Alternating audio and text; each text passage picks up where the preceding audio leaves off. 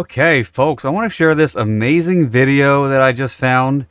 And really, I've been poking around in the channel, and it's a great channel. It's made by some guy named Alex. The channel is called Futurology. They have like 100 million views almost on all of their videos, many videos. And here's an example of one of them. It's really a great video, and it highlights one of my favorite rotating space colonies of all time, Elysium. And let's check it out together. Come on, let's go ahead and watch it.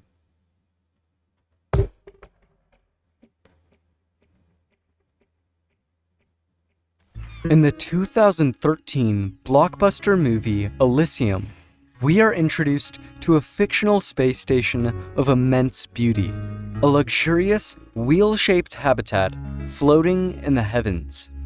Although it may seem out of this world, Elysium's design is backed by science and is actually very realistic.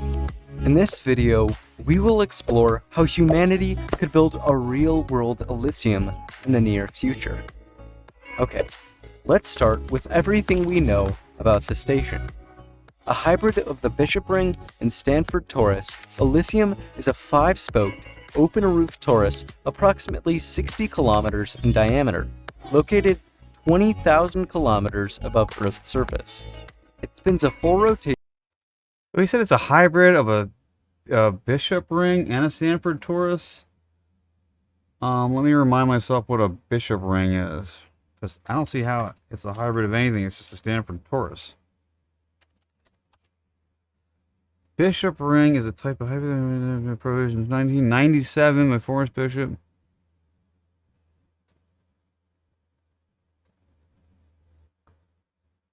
Smaller scale than the Banks orbital, smaller scale original Niven ring.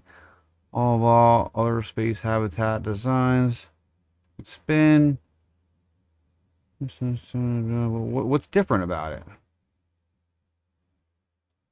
Oh, because it would not need to be enclosed. Okay, that's the idea. It's so big that it has its own atmosphere, which would basically make its own roof.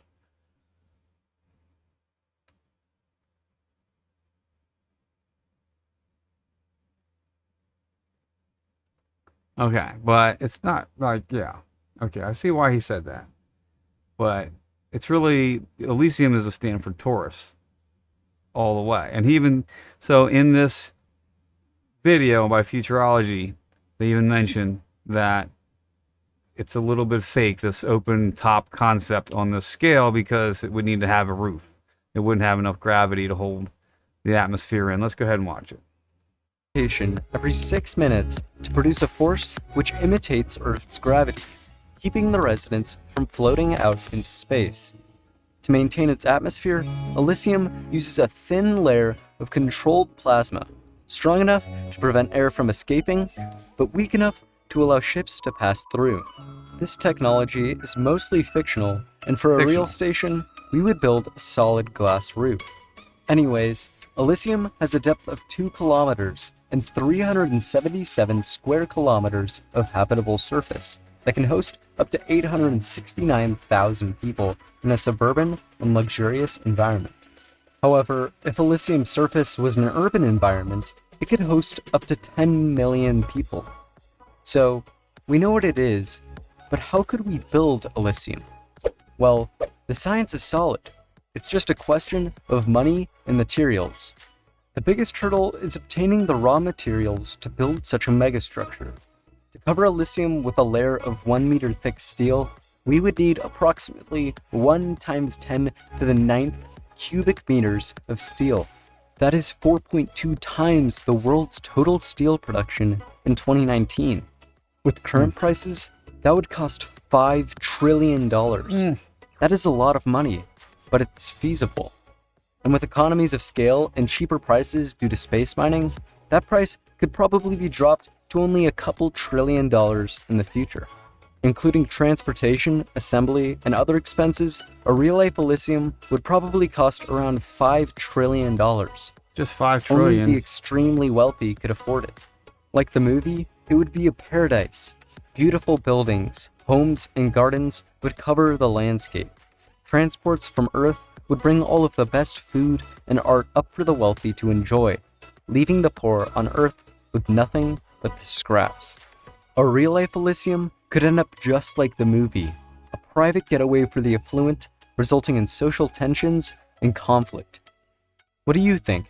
Will we have a real-world Elysium in the future? And if we do, will it cause conflict? Let me know your opinion in the comments below.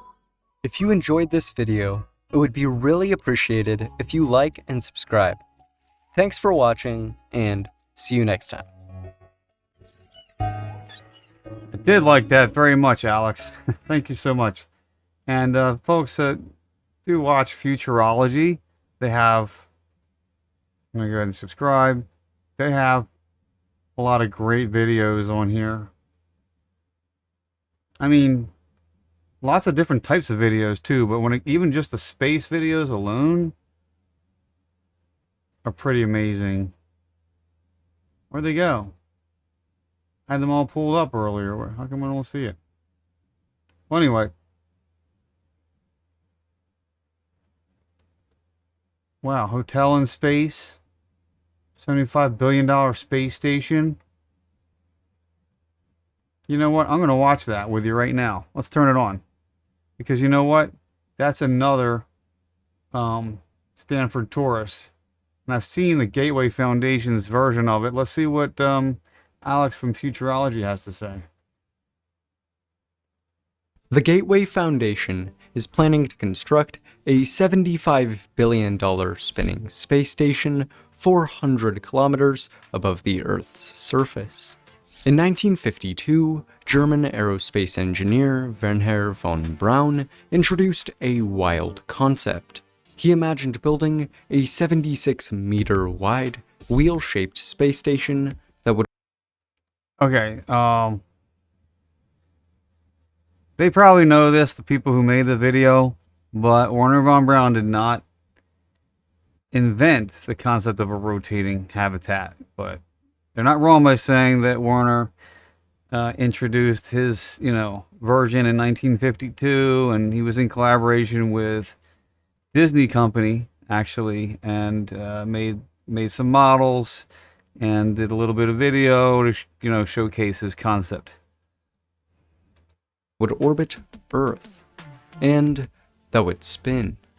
Have you ever been on a spinning amusement park ride? Well, if you have, then you know that when the ride rotates, a force arises that pushes you outwards. This is called the centrifugal force. Now think of gravity. It is essentially a force pushing you against the ground. Von Braun knew that by spinning his space station, he would create a centrifugal force that could serve as artificial gravity.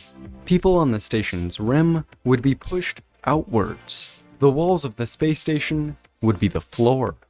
At first, von Braun's concept was popular, but was too far ahead of its time to actually be built. The proposal was overshadowed by the space race, and in 1974, von Braun passed away. Despite this, the idea thrived in science fiction. The 1968 blockbuster movie 2001: A Space Odyssey featured a massive wheel-shaped space station with artificial gravity.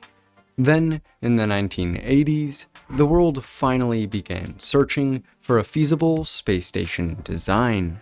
However, with few proponents, von Braun's concept was pushed aside in favor of simpler proposals, which eventually evolved into the International Space Station. For several decades, the idea was sidelined. Then, in 2015, an organization called the Gateway Foundation appeared. The Gateway Foundation is a small group of engineers and architects with the goal of developing the world's first artificial gravity spaceport. They have two station designs of different sizes. The first is called the Von Braun class station. It will have a diameter of 190 meters, almost twice the length of the ISS. At its center will be a docking port for transportation spacecraft. Radiating out from the port will be 4 tubes and support spokes, connecting to 24 habitable modules. The modules will be 20 meters long with a diameter of 12 meters, split into 3 floors. They will be connected by a circular tube, but will each be their own individual unit. Some will be for tourism, and others will be rented out to companies or government agencies. In between each module will be emergency Earth return vehicles. Currently, the Gateway Foundation is planning on using the Dream Chaser, a spaceplane being developed by the Sierra Nevada Corporation. The Von Braun class station will initially spin at a rate of 7.5 degrees per second, creating a centrifugal force that will simulate the moon's gravity, which is 17% of Earth's. If the passengers are uncomfortable with this, boosters will simply rotate the station faster, creating more artificial gravity. The station will run on solar panels, which will cover an entire side of the outer ring. The station's orbit will ensure that this side always faces the sun.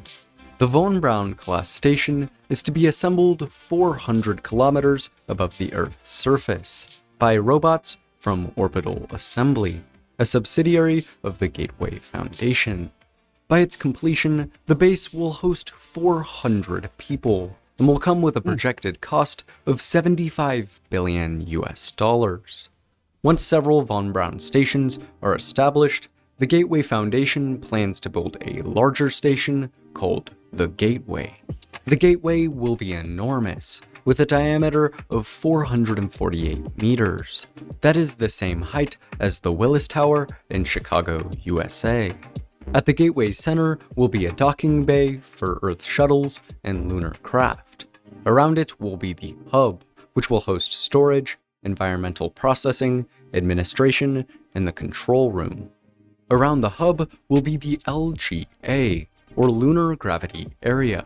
In this sector, the station's rotation will simulate the gravity of the moon. It will serve as a massive space hotel, equipped with an open-air gym, a Japanese garden, a food court, a casino, and a vertical garden. On the sector's outer rim will be a layer of 300 soundproof hotel rooms. There will also be escape vehicles in case of an emergency. 4 tubes will connect the LGA to the outermost sector, the MGA, or Mars Gravity Area. In this sector, the station's rotation will simulate the gravity of Mars, which is 38% of Earth's. It will mostly consist of private residences for nearly 1,000 people. The Gateway, like the Von Braun station, will be constructed by robots 400 kilometers above the surface. Once completed, it will host 1,400 people and will cost hundreds of billions of dollars. With launch costs rapidly dropping and the space industry quickly developing, these stations could potentially be built in the near future. The Gateway Foundation is very ambitious. It hopes to start construction on a Von Braun station by 2025. Despite this, there are many significant problems. First of all, how will a tiny startup with less than 10 employees raise $75 billion? The Gateway Foundation wants to start a global lottery, with the prizes being tickets to the space station. However, this would face legal trouble. In the US, only state-sponsored lotteries are allowed. In addition, it's doubtful that people would even participate. A more realistic approach would be pre-selling tickets to the wealthy. However, this would bar everyday people from the station. In addition, there are technical problems. How would the station remove heat or deal with space debris strikes? There are plans, yet much is still unclear. The Gateway Foundation's plans are grand and ambitious. However, it is still a tiny startup with no major backers. It reminds me of Mars One, a private company who promised to get humans on Mars, but ultimately declared bankruptcy and was dissolved in 2019. Hopefully, the Gateway Foundation does not have the same fate. Ultimately, its success comes down to demand. The space industry has been stuck in low Earth orbit for 50 years, and is now just getting out. The likelihood that we'll see a massive low Earth orbit structure in the near future is low. Despite this, the Gateway Foundation certainly provides a glimpse at what our future could be like.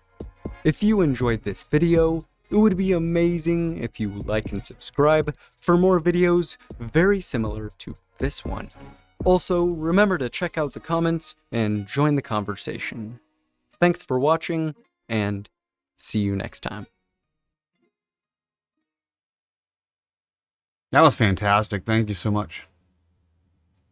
I think that's a sober look at Gateway Foundation. I've taken an interest in their videos before, and I think they're pretty cool, but their claims and their ambitions seem to be a little out of touch with my sense of reality. But I certainly would hope for them for the best. And they're really cool designs, artwork, amazing renderings, and yeah, I mean, I would certainly like to see them make some progress. So anyway, another great video from Futurology, and let me know what you think. All right. Thanks for tuning in. Thank you.